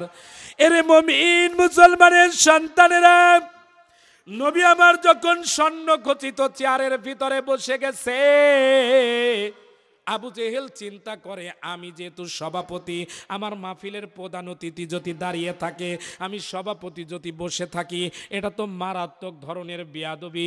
এই চিন্তা করে আবু জেহেল যখন নিজের চেয়ার ছেড়ে দাঁড়িয়ে গিয়ে বলতেছে, প্রধান অতিথি মহোদয়, আপনার দাঁড়িয়ে থাকার কোনো দরকার নাই, আপনি আমার চেয়ারটার ভিতরে বসেন। আল্লাহর কি ইশারা! কাবিব ইবনে মালিক আর এক মুহূর্তের জন্য দাঁড়িয়ে থাকে নাই, বরং আল্লাহ পাকের দয়া স্বর্ণ খচিত চেয়ারে নবীকে বসিয়ে দিয়ে কাবিব ইবনে মালিক রূপার চেয়ারের ভিতরে বসে যায়। আল্লাহ পাক রব্বুল আলামিন যেন ডাক দিয়ে পৃথিবীবাসীকে বোঝাতে চায়, ও পৃথিবীবাসী, আবু জেহেল চেয়েছিল নিজে রূপার চেয়ারে বসবে, কাবিব ইবনে মালিককে স্বর্ণের চেয়ারে বসাবে, আর আমার নবীকে দাঁড় করাইয়া অপমান করবে। কিন্তু আমি আল্লাহ এমন কুদরতের মালিক, এই মুহূর্তে আমার নবীকে স্বর্ণের চেয়ারে বসাইয়া আবু জেহেলকে উঠাইয়া আবু জেহেলের চেয়ারে কাবিব ইবনে মালিককে বসাইয়া লক্ষ জনতার ভিতরে আমি আবু জেহেলকে দাঁড় করাইয়া দাঁড়িয়ে রেখে অপমান করে ছেড়ে দিলাম। বুঝে থাকলে বলুন তো, সব কিছু করার মালিক কে? এজরে কোন মালিক কে? ইজ্জতের মালিক কে? আপনি যাকে দেখতে পারেন না, হাজারো ষড়যন্ত্র তার বিরুদ্ধে করতে পারেন, আপনি হাজারো বার তার পা ধরে টেনে নামাতে চান, বারবার করতে পারেন, কিন্তু আল্লাহ যদি কারো কাল্লা ধরে উপরে তোলে, বলেন তো যত ষড়যন্ত্রই করেন না কেন, কিছু করতে পারবেন? জোরে কোন পারবেন? যার জ্বলন্ত প্রমাণ আমরা বর্তমানে দেখতেছি মিজানুর রহমান আল আজহারি। কথা বলে না কেন? মিজানুর রহমান আল আজহারি এমন একটা নাম, এমন একটা সম্পদ, দল মত নির্বিশেষে বাংলাদেশের সকল মানুষ যেন আল্লাহর কোরআনের পাখিকে হারানোর পর মিজানুর রহমান আল আজহারিকে বুকের সাথে আজকে মিলিয়ে নিয়েছে। সুবহানাল্লাহ বলবেন না? সুবহানাল্লাহ বলবেন না? এজন্য আমি বলি, মিজানুর রহমান কোনো দলের সম্পদ নয়। মিজানুর রহমান আল আজহারি বর্তমানে বাংলাদেশ সহ গোটা পৃথিবীতে যে যেখানে মুসলিম আছে সকল মুসলমানদের জন্য একটা ব্যান্ডের নাম। সুবহানাল্লাহ বলেন, সুবহানাল্লাহ বলেন। আজকে সেই মিজানুর রহমান আল আজহারির বিরুদ্ধেও ষড়যন্ত্র আছে না নাই? জোরে কোন আছে না নাই? যে মানুষের মাহফিলে 20 লক্ষের উপরে লালমনিরহাটে দেখেছেন, চট্টগ্রামে দেখেছেন, যে মানুষটার মাহফিলে 15 থেকে 20 লক্ষ পর্যন্ত মানুষ জমা হচ্ছে, এটা তার ব্যক্তির কারণে নয়, এইটার কারণ আল্লাহর কোরআন। একটু জোরে বলেন সুবহানাল্লাহ। তার মানে বিজয় দেওয়ার মালিক কে? বিজয় দেন কে? এ মুসলমানের সন্তানেরা,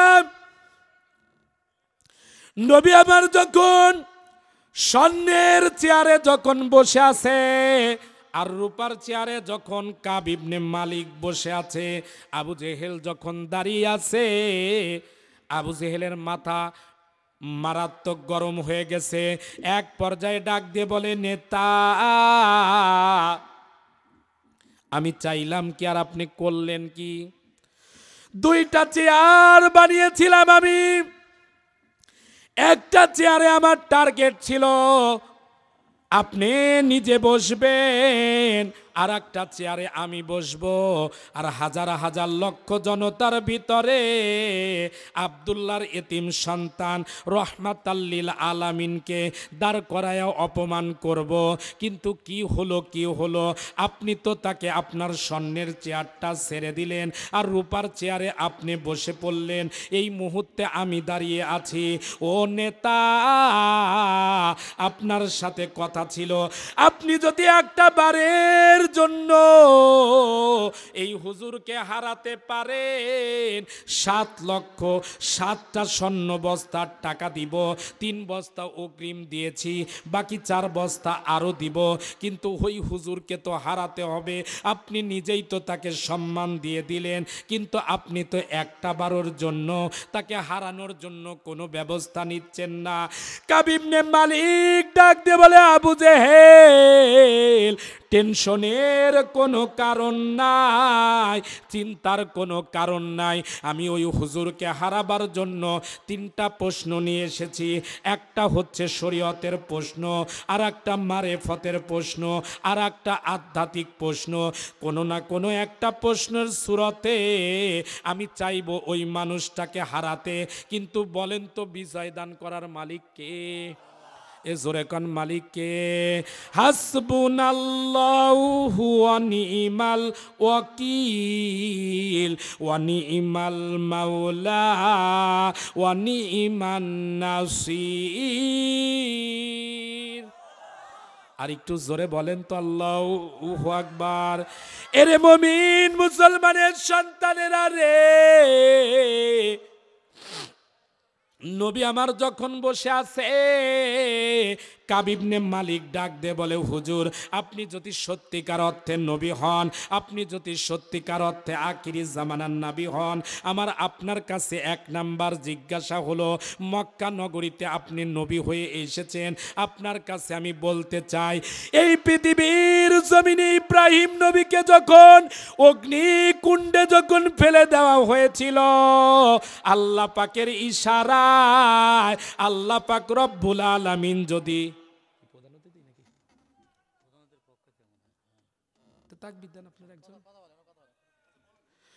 এরে মুমিন মুসলমানের সন্তানেরা, কাব ইবনে মালিক ডাক দিয়ে বলে, নেতা আপনাদেরকে আমি বলতে চাই, ইব্রাহিম নবীর জন্য যদি অগ্নিকুণ্ড আমার আল্লাহ পাক রব্বুল আলামিন যদি জান্নাতের মতো একটা ফুল বাগান বানিয়ে দিতে পারে, মুসা নবীর জন্য যেখানে একটা দরিয়ার ভিতরে একটা রাস্তা হলেই মুসা নবীর অনুসারীরা যেখানে পারাপার হয়ে চলে যাইতে পারে, অথচ আল্লাহ পাক রব্বুল আলামিন যদি মুসা নবীর লাঠির দ্বারা একটা বাড়ি দেওয়ার কারণে 12টা রাস্তা করে দিতে পারে, ও নবী গো, আপনি কি আমাদেরকে একটা মজেজা দেখাতে পারেন নাকি? নবী আমার ডাক দিয়ে বললেন, কাব ইবনে মালিক রে, কি মজেজা দেখতে চাও, কি মজেজা দেখতে চাও? কাব ইবনে মালিক ডাক দিয়ে বলে, নেতা ও নবী গো, ওই যে আকাশের ভিতরে ভরা পূর্ণিমার চাঁদটা উকি ঝুঁকি মারতেছে, আপনি যদি সত্যিকার অর্থে নবী হন, ওই চাঁদটা এই মুহূর্তে দ্বিখণ্ডিত করে দেখানো লাগবে। নবী আমার ডাক দিয়ে বললেন, কাব ইবনে মালিক রে, এই কাজটা আমার পক্ষে সম্ভব নয়, কিন্তু আমার আল্লাহ যদি আমারে অনুমতি দেয়, অবশ্যই অবশ্যই আমি ওই চাঁদটাকে দ্বিখণ্ডিত করে দেখিয়ে দিব। আর একটু জোরে বলেন তো সুবহানাল্লাহ। কাব ইবনে মালিককে ডাক দিয়ে বলে, নেতা, তবে আমার এই কাজটা করার জন্য সর্বপ্রথমে আমার 2 রাকাত সালাত আদায় করা লাগবে। একটুখানি কথাটা মন দিয়ে শুনবেন। এতক্ষণ পর্যন্ত কিন্তু আবু জেহেল কোনো কথা বলে নাই, কোনো রাগ করে নাই, গোসা করে নাই। কিন্তু নবী যখন বলেছেন 2 রাকাত নামাজ পড়তে চাই, ওই সময় আবু জেহেলের মাথা খারাপ হয়ে গেছে। কাব ইবনে মালিককে ডাক দিয়ে বলে, নেতা, না, আমি ওরে নামাজ পড়তে দিব না। ঝামেলা আছে না নাই? এ জোরে কোন আছে না নাই? কাব ইবনে মালিক ডাক দিয়ে বলে, আবু জেহেল, 2 রাকাত নামাজ পড়লে কি সমস্যা? হয়তোবা 5 মিনিট না হলে 10 মিনিট সময় লাগবে, এর চাইতে তো বেশি কিছু না। আবু জেহেল ডাক দিয়ে বলে, নেতা, আপনি তো আমার এই হুজুরকে চেনেন না। ইনি দুনিয়ার কোনো সাধারণ হুজুর নয়। ওই মানুষটার সাথে আসমান এবং জমিনের স্রষ্টার এমন একটা সম্পর্ক আছে। একটা বারের জন্য যদি আজকে শুধু 2 রাকাত নামাজ এই মুহূর্তে মক্কা নগরীতে আদায় করতে পারে, কেন যেন আমার মনটা বলে আব্দুল্লাহর এতিম সন্তান মোহাম্মদ মক্কা নগরী আজকের জমিনে যা বলবে আসমান জমিনের স্রষ্টা তাই জমিনে করে দিবে। কাব ইবনে মালিক বলতেছে, কি বলেন, এটাও কি সম্ভব? বলে, সম্ভব না মানে আপনি তো আমাদের হুজুরের ব্যাপারে জানেন না। আমার হুজুর যা বলে আসমান জমিনের মালিক তাই করে দেয়। ওয়াজ করতেছে কে এখন? আবু জেহেল। কাব ইবনে মালিক ডাক দিয়ে বলে, যে হুজুরের বিরুদ্ধে এত অভিযোগ, তারপরে ওই হুজুরের পক্ষ নিয়ে আপনি আবার কথাও বলেন? বলে, বলবো না। সত্য কথা বলা কোনো সমস্যা আছে? আবু জেহেল ডাক দিয়ে বলতেছেন, আমার ভাতিজা কেমন মানুষ। রাস্তা দিয়ে একদিন আমি যাচ্ছিলাম, হঠাৎ করে আমার ভাতিজার সাথে দেখা। আমি ডাক দিয়ে বললাম, ভাতিজারে, প্রতিদিনই তো নতুন নতুন কাজ করো, প্রতিদিনই তো নতুন নতুন কিছু না কিছু দেখাও, আজকেও কিছু কি দেখাবা নাকি? আপনার আমার কলিজার টুকরা নবী রহমাতাল লিল আলামিন নবী ডাক দিয়ে বললেন, চাচা, কি দেখতে চান? এমন সময় আবু জেহেল হাতটা মুষ্টিবদ্ধ করে আপনার আমার নবীকে ডাক দিয়ে বলে, ভাতিজারে, একটা বারের জন্য কি তুমি বলতে পারবে? তুমি কি বলে শোনাতে পারবে আমার হাতের ভিতরে আছে কি? আপনার আমার কলিজার টুকরা নবী ডাক দিয়ে বললেন, ও চাচা, আমি বলবো না, আপনার হাতের ভিতরে যা আছে তাই বলবে। আবু জেহেল বলে, ভাতিজা, আমার হাতের ভিতরে যা আছে ওইটাই যদি বলে তাহলে তো কোনো কথাই নাই। নবী শুধু আল্লাহর অনুমতি নিয়ে বললেন, হয়ে যাও। বলার সঙ্গে সঙ্গে আবু জেহেলের হাতের ভিতরে যেটা ছিল ওরে নড়াচড়া করা শুরু। সুবহানাল্লাহ বলবেন না? সুবহানাল্লাহ বলবেন। আবু জেহেল ভয়ের কারণে হাতের পাথর যখন জমিনে ফেলে দিছে, জমিনে পড়ার পর পাথর ডাক দিয়ে বলতেছে, আবু জেহেল, তুমি হয়তোবা এই মানুষটারে চেনো না, তুমি হয়তোবা এই মানুষটাকে জানো না। এই মানুষটা দুনিয়ার কোনো সাধারণ কোনো মানুষ নন, দু জাহানের বাদশাহ, আখিরি জামানার নবী, তিনি হলেন রহমাতাল লিল আলামিন নবী মুহাম্মাদুর রাসূলুল্লাহ। আবু জেহেল কাব ইবনে মালিককে ডাক দিয়ে বলে, নেতা, এখানে শেষ নয়। আমি একদিন একটা ঝাঁকার ভিতরে কিছু খাবার নিয়ে বাড়ির পথে রওনা করলাম। আমার ভাতিজা এক জায়গায় বসেছিল, আমার কাছে বলতেছে, চাচা, মাথার ভিতরে কি আছে, ঝাঁকার ভিতরে কি আছে? আমি চিন্তা করলাম, আমার ভাতিজা তো এতিম মানুষ, যদি আমার কাছে কিছু চায় তাহলে তো আমার ভাতিজা হওয়ার কারণে না দিলে বিবেক থাকে না। আমি চিন্তা করলাম তারে কিছু দিব না। আমারে যখন বলল, চাচা,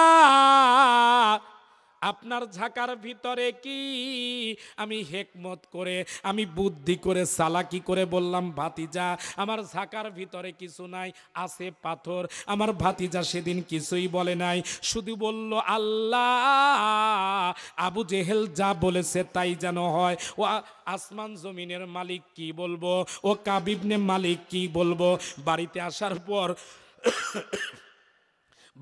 আসার পর যখন ঝাঁকা খুলেছি, ঝাঁকা খোলার পর দেখতেছি আমার ঝাঁকার ভিতরে কোনো খাবার নাই, সব খাবার পাথর হয়ে গেছে। আর একটু জোরে বলবেন না সুবহানাল্লাহ। তার মানে আপনার আমার নবীর মজেজা আছে না নাই? এ জোরে কোন আছে না নাই? কাব ইবনে মালিক বলতেছে যে নবী এমন ভালো, যে মানুষটা এত ভালো, এ মানুষটার বিরুদ্ধে কোনো ষড়যন্ত্র হতে পারে না। কিন্তু যুগে যুগে পৃথিবীর জমিনে যত মানুষ ভালো, যে যত ভালো, তার বিরুদ্ধে অবজেকশন, অভিযোগ আছে না নাই? জোরে কোন আছে না নাই? কাব ইবনে মালিক ডাক দিয়ে বলতেছে আপনি যদি সত্যিকার অর্থে নবী হন, ওই আকাশের চাঁদ দ্বিখণ্ডিত করে দেখানো লাগবে। এক পর্যায়ে আপনার আমার নবী বললেন আমি 2 রাকাত সালাত আদায় করতে চাই, আমাকে 2 রাকাত নামাজের অনুমতি দিয়ে দাও। এমন সময় আবু জেহেল অনুমতি দিতে চায় না। কাব ইবনে মালিক কি আচ্ছা আচ্ছা বলেন, বলতেছিলে বলেন। আচ্ছা দিয়ে দেন, দিয়ে দেন। লা ইলাহা ইল্লাল্লাহ, লা ইলাহা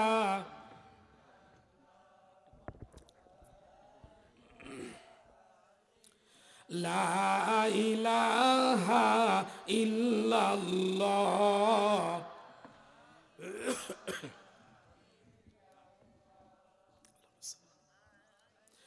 লা ইলাহা ইল্লাল্লাহু মুহাম্মাদুর রাসূলুল্লাহ সাল্লাল্লাহু আলাইহি ওয়াসাল্লাম। আজকের মাহফিলের যিনি প্রধান অতিথির পক্ষ থেকে এসেছেন, আমরা আজকের মাহফিলের পক্ষ থেকে তাকে স্বাগতম জানাচ্ছি এবং উনি 10,000 টাকা ঘোষণা করেছেন। লিল্লাহে তাকবীর, লিল্লাহে তাকবীর।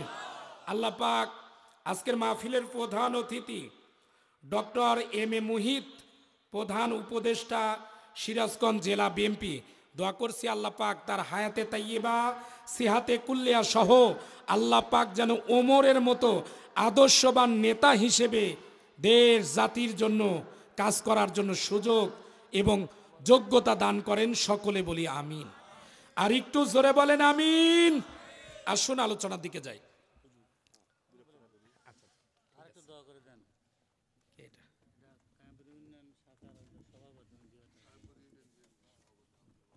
কি জায়গা? অত্র এলাকার বিএনপি সভাপতি, কায়েমপুর ইউনিয়নের বিএনপি সম্মানিত সভাপতি 2,000 টাকা দিয়েছেন। লিল্লাহে তাকবীর। এই গ্রামেরই সন্তান মুজিবুর রহমান ঠিকাদার 2,000 টাকা দিয়েছেন। লিল্লাহে তাকবীর।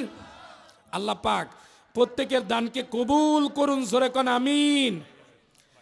এরে মুমিন মুসলমানের সন্তানেরা, যে কথাটা বলতেছিলাম, আপনার আমার নবী যখন বলতেছেন 2 রাকাত নামাজ পড়তে চাই, আবু জেহেল যখন অনুমতি দিতে চায় না, প্রধান অতিথি কাব ইবনে মালিক ডাক দিয়ে বললেন নবী গো, আমি আপনাকে 2 রাকাত নামাজ পড়ার অনুমতি দিয়ে দিলাম। একটু জোরে বলেন সুবহানাল্লাহ। নবী আমার 2 রাকাত নামাজ কেন পড়তে চাইলেন? এই মুসলমানের সন্তানের আজকের মাহফিলে যারা এসেছেন বসেছেন, আমি আপনাদের খেদমতে জানতে চাই, বলতে চাই, প্রত্যেকটি মানুষের 5 ওয়াক্ত নামাজ পড়া দরকার আছে না নাই? কারণ নামাজ দিয়েছেন কে? নামাজ কেমন একটা ইবাদত। হযরতে আলী রাদিয়াল্লাহু তাআলা আনহু কোন একটা জিহাদের ময়দান থেকে যখন ফিরে আসতেছে, নবীর সাহাবী হযরতে আলী রাদিয়াল্লাহু তাআলা আনহু জিহাদের ময়দান থেকে ফিরে আসার পর শরীরের ভিতরে যখন একটা তীর বিদ্ধ হয়েছে, সাহাবীরা যখন তীরটা খুলতে যায়, হযরতে আলী ছোট্ট বাচ্চার মতো ফুফায়া ফুফায়া কান্দে। নবী আবার ডাক দিয়ে বললেন, সাহাবীরা রে, আমার আলীর শরীর থেকে এই মুহূর্তে তোমরা কেউ তীর খুলতে পারবা না, এই সময় তীর খুলতে কেউ যাবা না, বরং আমার আলী যখন নামাজের মুসাল্লায় দাঁড়ায় ওই সময় তোমরা তীরটা খুলে নিও। একটু সুবহানাল্লাহ বলবেন না? হযরতে আলী রাদিয়াল্লাহু তাআলা আনহু নামাজের মুসাল্লায় যখন দাঁড়িয়ে গেছে, দুইজন সাহাবী হযরতে আলীর কাঁধ ধরেছে, দুইজন সাহাবী হযরতে আলীর পা ধরেছে, আর দুইজন সাহাবী মিলে হযরতে আলীর শরীর থেকে তীরটা টানতেছে। এ মুসলমানের সন্তানেরা, আলীর নামাজ কেমন একটুখানি বোঝেন। তীরের সঙ্গে সঙ্গে হযরতে আলীর শরীর থেকে গোশত মাংস পর্যন্ত খুলে আসতেছে। এরপরও হযরতে আলী এক মুহূর্তের জন্য দুই চোখের পানি ফেলে নাই, একটা শব্দ করে নাই। আল্লাহর নবী এই দৃশ্যটা দেখলেন।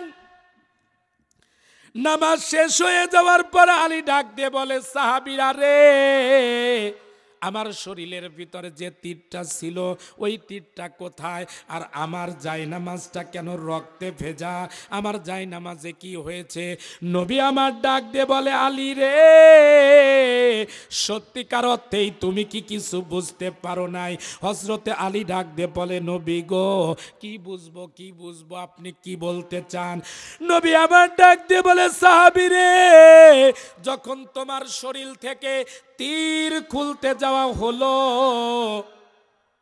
ছোট্ট বাচ্চার মতো ফুফায়া কাঁদতেছিলে, কিন্তু নামাজের ভিতরে যখন তোমার শরীর থেকে তীরটা খুলে নিল, একটা বারের জন্য আহ পর্যন্ত করলে না, একটা বারের জন্য শব্দ করলে না। এ আলী, সত্যিকার অর্থেই কি তুমি কিছু বুঝতে পারো নাই? হযরতে আলী ডাক দিয়ে বলে, নবী গো, সব কিছু জানার পর, সব কিছু বোঝার পর, সব কিছু দেখার পরও যদি আবার শুনতে চান তাহলে আপনি একটু শোনেন। ইয়া রাসূলুল্লাহ, হাবিবাল্লাহ, হুজুর, আমি আলী যখন নামাজে দাঁড়াই আমার দেহটা থাকে ওই সময় জমিনে, আর আমার মন, আমার হৃদয়, আমার কলব ওই সময় দুনিয়ায় থাকে না, বরং আমার আল্লাহর দিদারে মিশে যায়। এ মুসলমানের সন্তানেরা, কেন এমন নামাজ হলো? এমন নামাজ যদি পড়েন কি লাভ হবে? নবী আমার মিরাজের রজনীতে, যেহেতু রজব মাস চলতেছে, এজন্য ছোট্ট একটা কথা বলে দেই, হৃদয়ের কান দিয়ে শোনেন। আপনার আমার কলিজার টুকরা নবী কেমন উম্মতকে ভালোবাসে। নবী আমার মিরাজ রজনীতে আরশে আজিমের পাশে দাঁড়াইয়া ছোট্ট বাচ্চার মতো যখন ফুফায়া ফুফায়া কান্দে, আল্লাহ পাক রব্বুল আলামিন ডাক দিয়ে বলে, হাবিব, আদম থেকে শুরু করে ঈসা নবী পর্যন্ত কাউকে আমি এই সৌভাগ্য দিয়ে ধন্য করলাম না। 7 আসমানের উপরে নিয়েছে আমি আল্লাহ আপনাকে আমার দিদার দিয়ে ধন্য করেছি। ইয়া রাসূলুল্লাহ, হাবিবাল্লাহ, হুজুর, তারপরও কেন আপনি এই মুহূর্তে কাঁদেন? নবী আমার ডাক দিয়ে বলে, আল্লাহ, আপনি আমার 7 আসমানের উপরে এনে আপনার দিদার দিয়ে ধন্য করলেন, আমি আপনার দিদার পাইলাম, আমার উম্মতিরা কি পাবে না? আল্লাহ পাক রব্বুল আলামিন ডাক দিয়ে বলে, হাবিবুল্লাহ, আপনি টেনশন করবেন না, চিন্তা করবেন না, আপনার উম্মতিরা যদি সালাত পড়ার মতো পড়ে, নামাজ আদায় করার মতো যদি করে, তাদের এই আসমানের উপরে আসা লাগবে না। না, বরং জমিনের মুসাল্লা যদি বিছিয়ে 2 রাকাত যদি নামাজ পড়ার মতো পড়ে, আমি আল্লাহ রব্বুল আলামিন ধুলির জমিনে ওই বান্দা বান্দিকে আমি আল্লাহ আমার দিদার দান করে দিব। দিদার কি জিনিস সহজভাবে বোঝানো যায়। এরে মুমিন মুসলমানের সন্তানেরা, একটা বোতল, 1/2 লিটার বোতলের পানিতে 1 মুষ্টি চিনি অথবা 1 মুষ্টি লবণ নিয়ে আপনি যদি বোতলের ভিতরে ছেড়ে দেন, আর ওই বোতলটা যদি কিছুটা সময় নাড়াচাড়া করেন, দেখবেন কিছুটা সময়ের ব্যবধানে ওই পানি আর চিনি আর লবণ খুঁজে পাওয়া যাবে? জোরেখান পাওয়া যাবে? পাওয়া যাবে না। ঠিক তেমনি আল্লাহর কোন মুমিন বান্দা যখন নামাজ নামক আল্লাহর বিধানে মুসাল্লায় দাঁড়িয়ে যায়, ওই মানুষটার দেহটা জমিনে থাকে, কিন্তু ঈমান, হৃদয়, কলিজা আমার আল্লাহর দিদারে তখন মিশে যায়। এরকম নামাজ আপনি আমি যদি 2 রাকাত পড়তে পারি, আল্লাহর কসম করে বলি, মৃত্যুর সাথে সাথে আল্লাহ পাক কবর জান্নাত বানিয়ে দিবেন। আমাদের নামাজ এরকম আছে? আহারে, আমাদের নামাজ কেমন! এই মানে ব্রুজবালা এই কেন্দ্রীয় মসজিদে আপনি নামাজ পড়েন আর আপনার মন বসে থাকে তালগাছি বাজারে। কথা কন না কেন ভাই? নামাজও পড়ে, মসজিদের কয়টা ফ্যান আছে, মসজিদের কোথায় ময়লা আছে, মসজিদে কি সমস্যা আছে, মসজিদে ঘড়িতে কয়টা বাজে, ও নামাজও পড়ে, আবার তাকিয়ে তাকিয়ে ওই দিকেও দেখে। কথা কন না কেন ভাই? বলেন তো, নামাজের ভিতরে এদিক সেদিক যদি তাকানো হয়, নামাজের ভিতরে যদি আপনার মন না থাকে, ওই নামাজ আল্লাহর দরবারে কবুল হবে? সরে কোন কবুল হবে? তাহলে আমাদের নামাজের ভিতরে রূহ, আত্মা, প্রাণ থাকা দরকার আছে না নাই? এরে মুমিন মুসলমানের সন্তানেরা, নবী আমার 2 রাকাত নামাজ পড়ে আল্লাহর দিকে মুতাওয়াজ্জু হয়ে আমার আল্লাহকে ডাক দিয়ে বলে, আল্লাহ। একটু ডাক দেন তো, আল্লাহ। জবান খুলে বলেন আল্লাহ। আল্লাহকে ডাক দিয়ে বলে, আল্লাহ রে, আজকে এই মক্কা নগরীতে তোমার সাহায্য বড় প্রয়োজন। আয় আল্লাহ তাআলা, আজকে মক্কা নগরীতে যদি ইসলামের বিজয় না হয়, কিয়ামত পর্যন্ত আর মক্কার জমিনে কেউ তোমাকে আল্লাহ বলে ডাকবে না, কেউ তোমার কথা মক্কার জমিনে বলতে পারবে না। আল্লাহ গো, এই মুহূর্তে তোমার সাহায্য চাই। নবী আমার যখন 2 চোখের পানি ফেলে দিয়ে কান্দে, আল্লাহ পাক রব্বুল আলামিন গায়েবে নিদার মাধ্যমে জিব্রাইলের মারফতে জানিয়ে দেন, জিব্রাইল, আমার বন্ধু যেন না কাঁদে, আমার বন্ধুর কাছে মেসেজ পৌঁছে দাও। ও বন্ধু, আপনি টেনশন নেবেন না, পেরেশানি নেবেন না, আমি আপনাকে আশ্বস্ত করলাম, আজকে এই পৃথিবীর জমিনে এই মুহূর্তে আসমানকে যা বলবেন, জমিনকে যা বলবেন, পশ্চিমকে, পূর্বকে, দক্ষিণকে, উত্তরকে যা কিছু বলবেন, ইসলামের বিজয়ের জন্য আমি আল্লাহ এই মুহূর্তে সব কিছুর অনুমতি দিয়ে দিলাম। নবী আমার যখন সাদের দিকে শাহাদত আঙ্গুলটা তুলে সাদের দিকে যখন ইশারা দিলেন, ইশারা দেওয়ার সঙ্গে সঙ্গে আল্লাহর কুদরত জারি হয়ে গেছে। সা তার জায়গায় স্থির থাকতে পারে নাই। আল্লাহ পাকের দয়ায় সাত দ্বিখণ্ডিত হয়ে আমার আল্লাহ রব্বুল আলামিন আবু কুবাইস পাহাড়ের উপরে 2 খণ্ড করে ফেলে দিলেন। একটু জোরে বলা যাবে কি আল্লাহু আকবার? এ মুসলমানের সন্তানেরা, সব কিছু করতে পারেন কে? আজকের মাহফিলে আপনাদের এই যে লাইটিং প্যান্ডেল করেছেন, সুন্দর একটা পরিবেশ করেছেন, হঠাৎ করে যদি এই মুহূর্তে লাইটের লাইনটা কেটে দেওয়া হয়, বলেন তো এই মাহফিলটা কি আলো না অন্ধকার? সবার বলতে হবে, আলো থাকবে? অন্ধকার, ঘুটঘুটে অমাবস্যার মতো অবস্থা। আপনার আমার কলিজার টুকরা নবী রহমাতাল লিল আলামিন নবী আমার চাঁদকে যখন দ্বিখণ্ডিত করে ফেলেছে, মক্কা নগরী সহ গোটা পৃথিবী যেন একেবারে অমাবস্যার ভিতরে ডুবে গেছে। যে মানুষগুলো এসেছিল আপনার আমার নবীকে মারতে, যে মানুষগুলো এসেছিল আপনার আমার নবীর বিরোধিতা করতে, ওই মানুষগুলো আসার পর ডাক দিয়ে বলে, আবু জেহেল, যে লাঠিগুলো নিয়ে এসেছিলাম আব্দুল্লাহর এতিম সন্তান মুহাম্মাদের বিরুদ্ধে, আজকে যদি ওই চাঁদ যদি জায়গায় না লাগে, একটা লাঠিও কিন্তু বাড়িতে ফিরিয়ে নিয়ে যাব না, বরং সব লাঠি তোর পিঠে ভাঙবো। সুবহানাল্লাহ বলবেন না? তার মানে দল মানুষেরা কখন পরিবর্তন করে কেউ জানতে পারে না, কারণ আল্লাহ যখন কাউকে বিজয় দান করবে মানুষের মন চেঞ্জ করে দেন কে?